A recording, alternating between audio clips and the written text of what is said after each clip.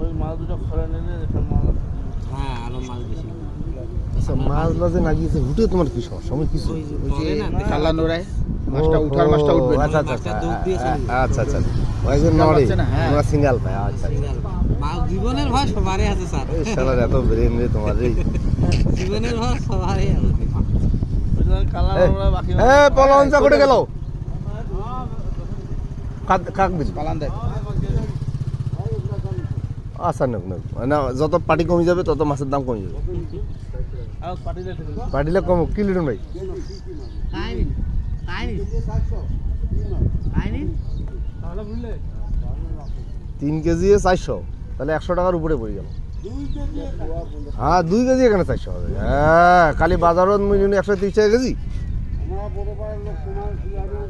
ও তাহলে ঠিক আছে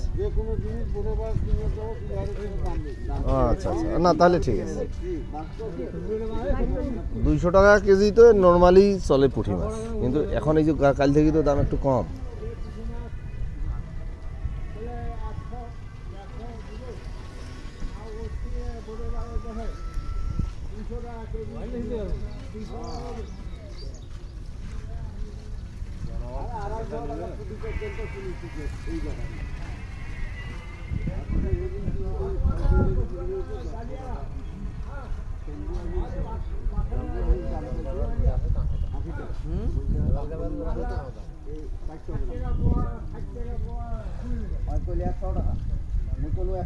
দামটা অন্য হুম মাছটা এমএল গেমএল করে আছে তাহা মাছটার দাম ওই মাছটার অন্য কারণ একটা কেন কারণটা সাড়ে কারণ মতো কিছু লোক মাছ এক্সট্রা নাকি ফ্রিজে রেখেছে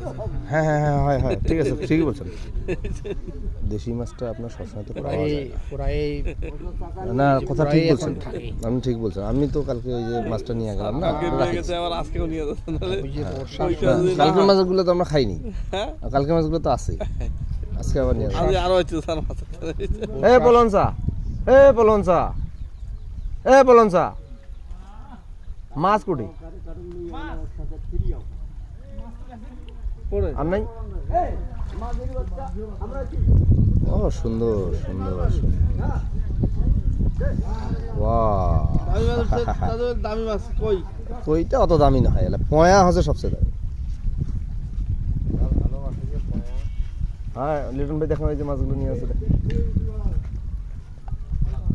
বাজারতে আজ মাছের ঢেউ নাকি